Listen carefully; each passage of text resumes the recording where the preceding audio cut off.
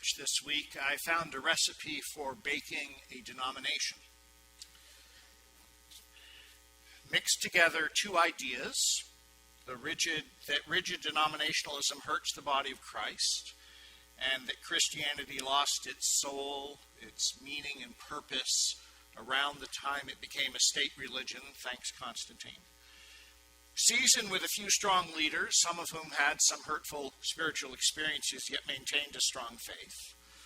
Boil it with the heat of early 19th century expansion of European Americans into the Ohio River Valley. Simmer for a few decades.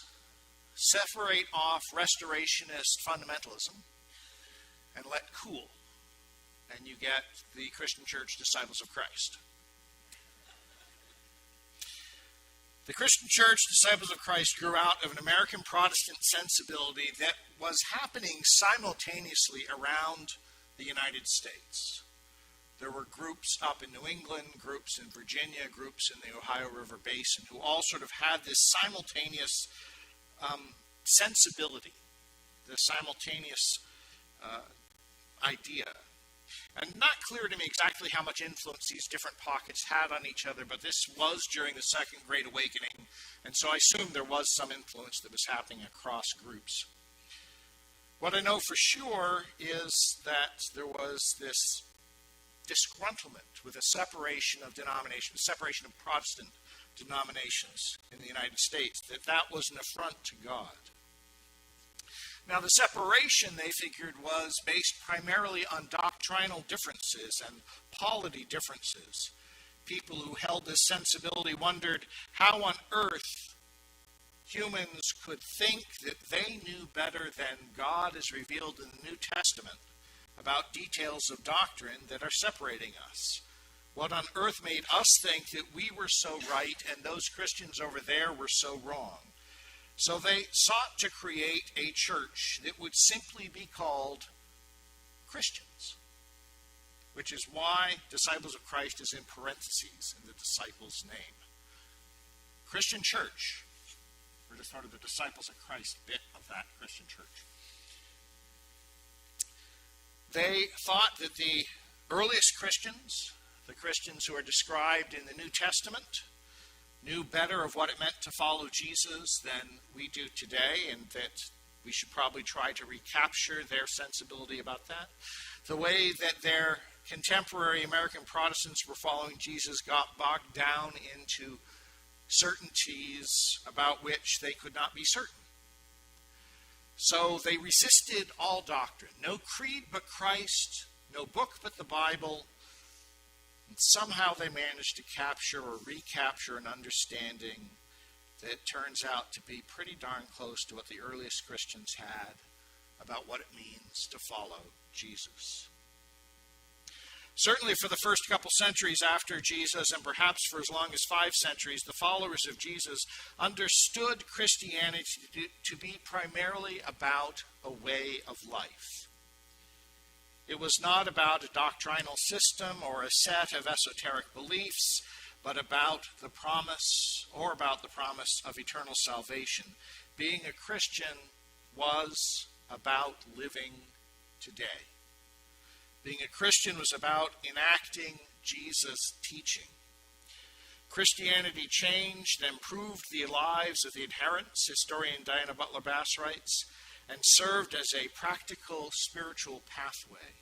This way, the earliest Christians were called people of the way, bettered existence for countless ancient believers.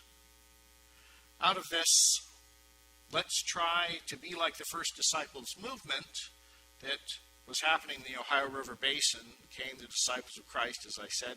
Within the United Church of Christ, those other pockets up in New England and Virginia, they created a movement also known as the Christian Church, and that became one of the 4 main streams that merged together to form the United Church of Christ. So both denominations have this people of the way movement, or this restoration of the people of the way movement.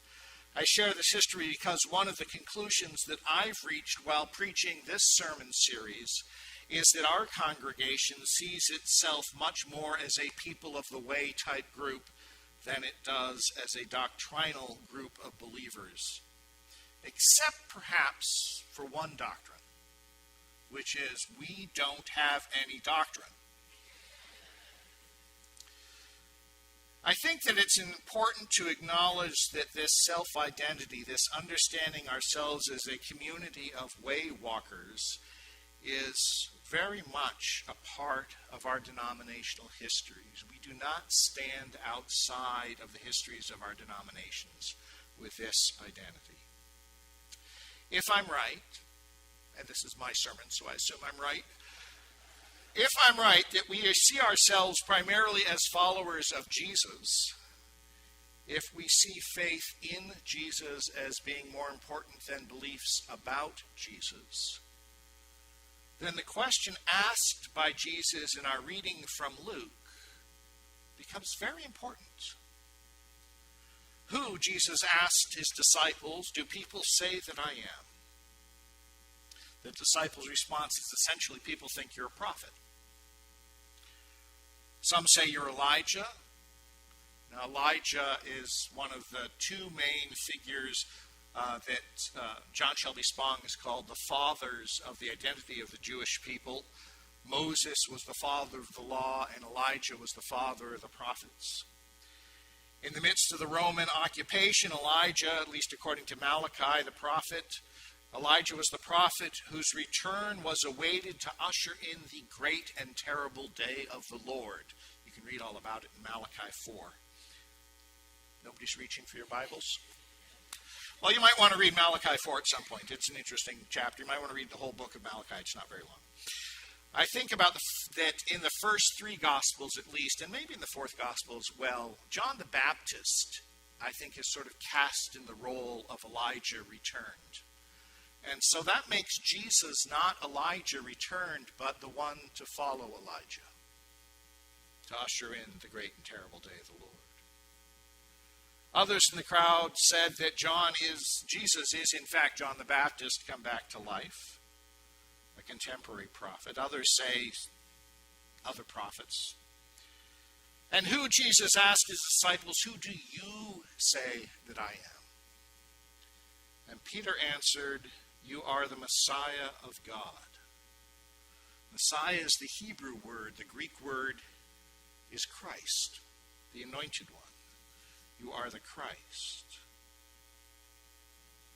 Who do you say Jesus is? If you consider yourself a follower of Jesus, your answer to that question is perhaps the most important answer about your faith. Who do you say Jesus is? Who are you following? I like B's question to the kids. What one word would you use to describe Jesus? It's a great place to start in answering this question.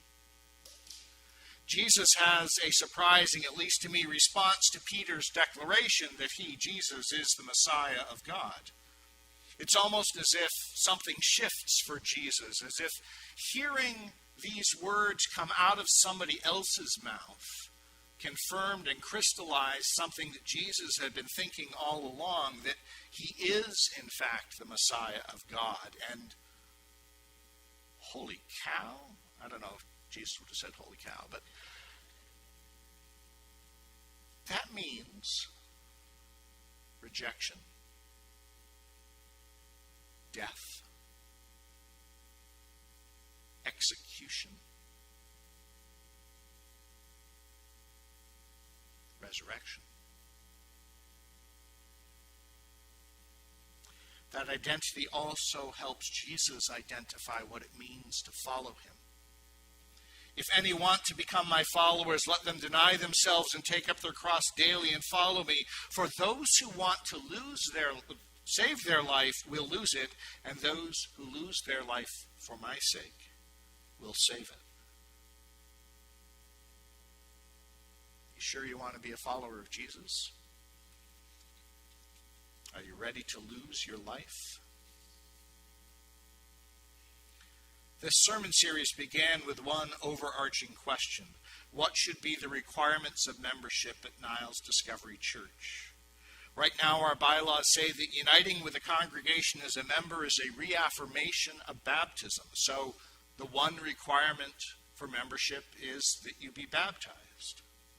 Our bylaws also talk about the rights and responsibilities of members, namely that you get to vote at congregational meetings, like that special congregational meeting coming up on March 31st.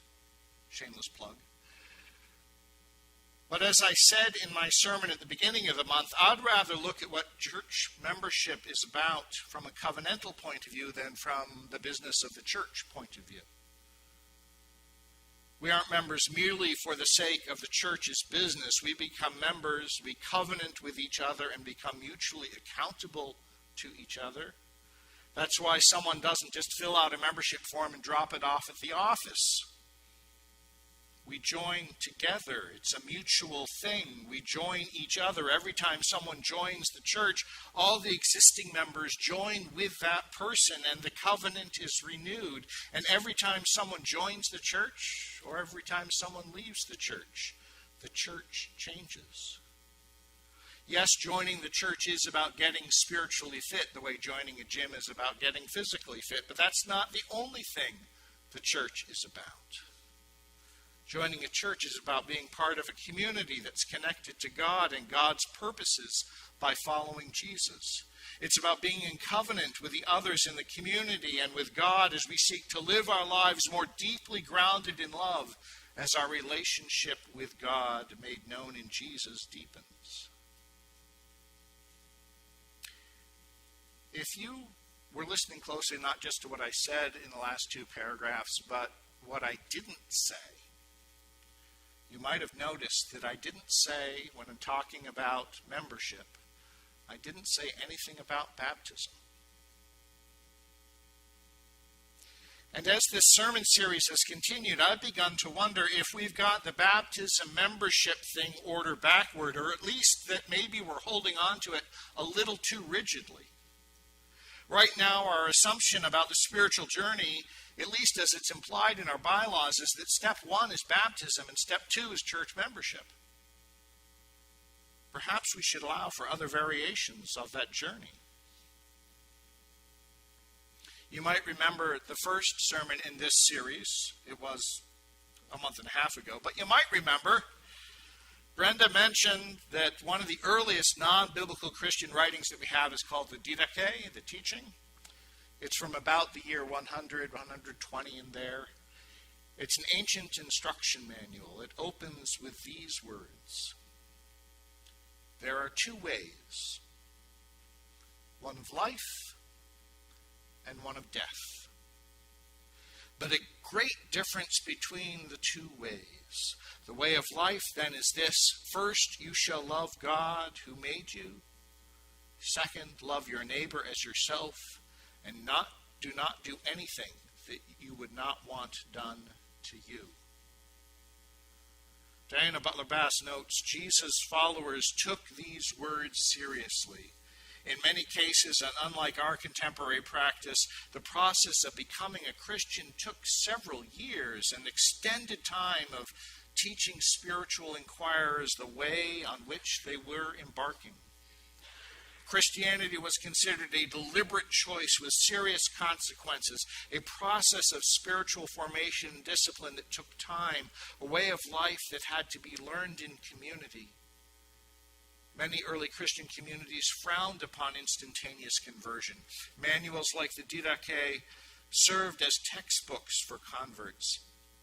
In the context of their world of suffering, Christians were taught the faith as a radical way of life comprised of two loves, and it was these two loves that they strove to enact in their own souls and in their communities.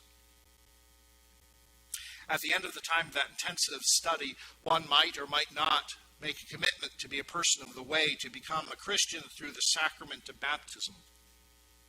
Bass goes on, it was upon the great commandments that we find common ground with these ancient Christians, not because our world is like theirs or because they somehow knew how to be better Christians than we do. Many of them, to be sure, did not follow very well. They, like us, struggled, doubted, and failed to walk the way. Yet even in our shortcomings, or perhaps because of them, we stand with them on the way. Christians like them seek a life ordered around love for God and neighbor. We recognize their longing for change. And in many quarters, Christian communities are once again embracing the ancient insight that the faith is a spiritual path, a life built on transformative practices of love rather than on doctrinal belief. Perhaps the section of our bylaws describing membership and therefore implying something about the liturgy we use to receive members should say something about covenant and mutual accountability, about a commitment to grow as lovers of God and neighbor, about a desire to follow Jesus and to pledge to grow along the way. Perhaps we should acknowledge that the way any of us might answer Jesus' question, "Who do you say that I am?" that answer might change over time, that the way we answer it today might be different from how we'd answer it next year or a decade from now. Baptism would still remain one of the sacraments of the church. It wouldn't be a requirement for membership, however. Those who aren't baptized and want to be a member of the church could join the church, and if at some point in their journey they desire baptism and to plunge into that life, the church would offer it. I started the sermon by talking about the movement that spawned parts of our denominations. It was a movement that sought to reclaim some basic and earliest understandings of what it meant and what it means to follow Jesus. I hope that that movement continues in our discussions and discernment that come out of this sermon series. Amen.